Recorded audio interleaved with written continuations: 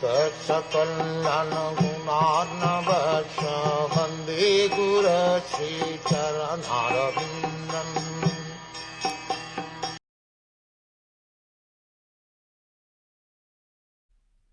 After leaving this body, the man who maintained himself and his family members by sinful activities suffers a hellish life, and his relatives suffer also.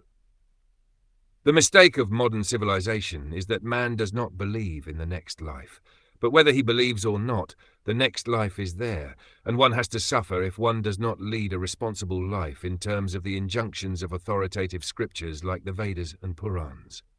Species lower than human beings are not responsible for their actions, because they are made to act in a certain way. But in the developed life of human consciousness, if one is not responsible for his activities, then he is sure to get a hellish life, as described herein.